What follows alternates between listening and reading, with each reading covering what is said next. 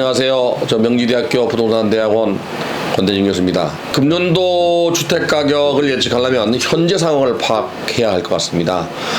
현재 부동산 시장은 지난 10월 26일 날 정부가 가계부채 종합대책을 내놓으면서 대출을 옥죄는 그 과정에 또 금리를 인상하는 과정에 시장이 얼어붙기 시작했습니다. 정부는 시장이 안정화됐다고 하지만 거래량이 줄면서 시장이 안정화된 듯 보이는 겁니다. 공급이 늘거나 수요가 감소해서 시장이 안정화되는 게 아니란 얘기죠. 이렇게 규제로 안정화되는 것은 중장기 대책이 될 수는 없습니다. 11월달, 12월달 주택 거래량도 상당히 많이 줄고 있고요. 서울 같은 경우는 40% 이상 줄고 있습니다. 1월달, 2월달 역시 마찬가지로 주택 거래량은 줄 걸로 보여집니다. 최근에 그 주택 시장의 안정화라고 하는 것이 과연 그 주택 가격이 마이너스로 돌아서느냐? 그거는 아닙니다. 물론 이제 주택 가격이 마이너스로 돌아선 지역이 바로 세종시나 또는 그 대구광역시 같은 경우는 현재 마이너스로 돌아섰고요. 서울도 지금 도봉구나 노원구 같은 경우는 지금 현재 마이너스로 돌아섰습니다. 지난 12월 27일 한국부동산원의 자료를 보면 이 지역 말고도 수도권에서도 안양이나 또는 과천도 지금 마이너스로 돌아서고 있습니다. 이러한 현상은 아마도 당분간 지속될 가능성이 있고요. 2월 말까지 이런 현상이 벌어지다가 3월 9일 대통령 선거가 부동산 시장의 변곡점이 되지 않겠나 하는 생각이 듭니다. 3월 9일 대통령 선거에서 지금 민주당의 이재명 후보가 대통령에 당선이 된다 그러면 처음에 내놓은 그 부동산 정책은 전부 규제 일변도였습니다.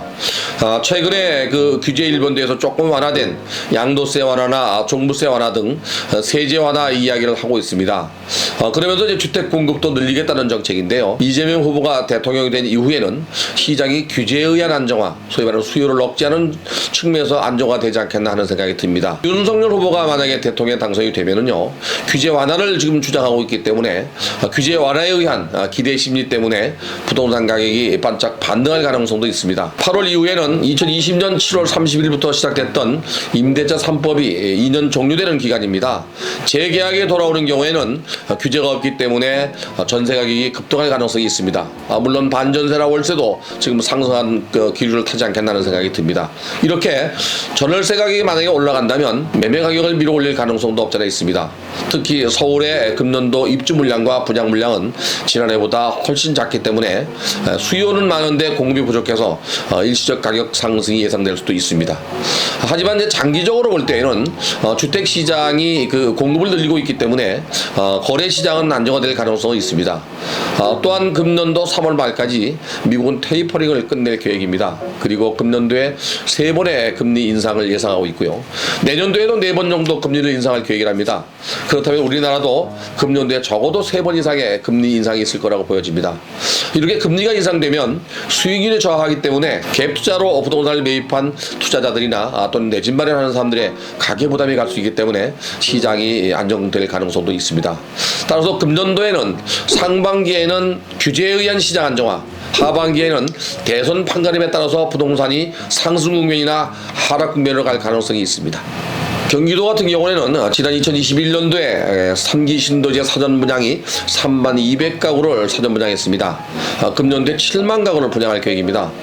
뿐만 아니라 이제 민간 택지도 분양을 앞두고 있는 데가 있고요. 특히 광명시라든지 인천이나 성남도 분양 물량이 늘어날 가능성이 높습니다. 따라서 경기도 같은 경우는 정부의 규제가 강화되는 경우에 외곽지부터 주택 시장이 얼어붙을 가능성도 있습니다. 물론 인천 같은 경우는 송도를 중심으로 주택 가격의 보합세를 나타내고 있지만 장기적으로 대출을 계속적으로 규제한다면 경기도는 지역에 따라 온도 차이가 있겠지만 주택 시장이 하향 안정화될 가능성이 높습니다. 수도권을 제외한 광역시 같은 경우는 특히 대전광역시가 아직도 강보합세를 유지하고 있습니다. 그러나 강보합세를 유지하는 대전도 세종시가 주택 가격이 하락하고 있기 때문에 그 영향으로 주택 가격이 하향 안정화될 가능성이 있고요. 대구는 공급 물량이 많아서 현재 주택 가격이 마이너스로 돌아서고 있습니다. 아마도 이런 현상은 지속될 가능성이 높고요. 그동안 경기가 좋았던 울산시나 부산광역시도 일부 지역은 현재 가격이 내려가고 있습니다. 이런 현상은 금년도에 지속될 가능성이 있습니다. 특히 이제 광주광역시 같은 경우는 동구나 남구가 그 강남에 못지않는 학군 수요가 있는데도 불구하고 보합세를 유지하고 있고요. 그 이외에도 광주광역시도 현재는 주택가격 약보합세를 나타내고 있습니다. 따라서 지방의 광역시를 비롯한 중소도시의 주택가격은 정부가 규제하는 한 지속적으로 하향 안정될 가능성이 높습니다. 그러나 이제 대선 국면에 들어서서 여야 후보의 정책이 첨예하게 다르기 때문에 어떤 후보가 대통령에 당선되느냐에 따라서 지방 경제가 살아나느냐 아니면 침체되느냐에 따라서 부동산 시장 경기도 달라질 가능성도 있습니다. 지난해 오세훈 시장이 서울시장에 당선되면서 신속통합기획이라는 그 계획을 내놓고 재건축 재개발 시장을 활성화시키는 정책을 내놓고 있습니다. 지난 연말에는 또 10군데의 재개발 사업 지구를 또 발표했고요. 향후에는 아마도 높이 완화와 용적률 상향 등 여러 가지 규제 완화 대책이 내올 가능성이 높습니다. 특히 지난 1월 5일은 서울시가 역세권 개발에 대해서 규제 완화를 발표했습니다. 5,000제곱미터 이하의 그 역세권 개발하는 경우에 현재는 250m까지 개발하지만 350m까지 늘리고 종상향도 준주거지역까지 올려준다고 합니다. 주민의 3분의 2 이상 동의하는 경우에는 이렇게 역세권 개발을 할 수 있는데요. 이렇게 높이 완화도 하면서 용적률까지 올려주는 것에 대해서 50%는 기부 체납하는 방향으로 정부가 유도하고 있습니다.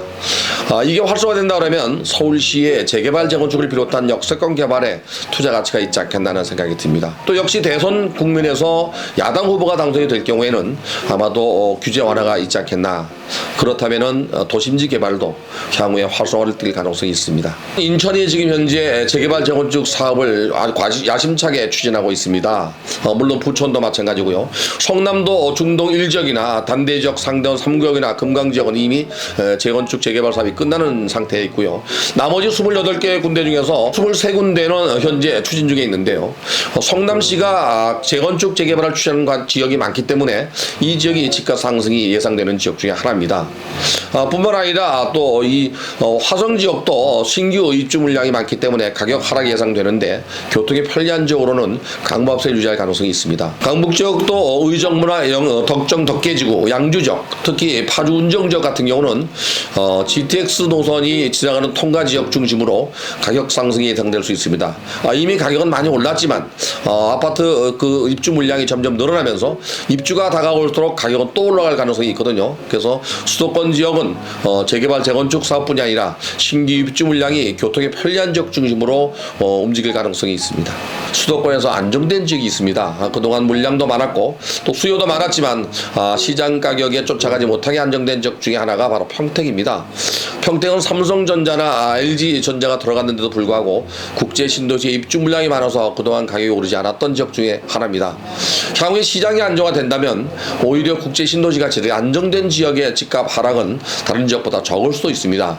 교통이 점점 편리해지면서 수요가 뒷받침되기 때문에 오히려 가격 상승과 전월세 가격 안정화도 기대할 수 있습니다. 재건축 시장의 규제가 오히려 리모델링 사업으로 번지고 있습니다. 리모델링 사업을 할 경우에는 단지 환경을 새롭게 꾸밀 수 없기 때문에 개발에 한계가 있습니다.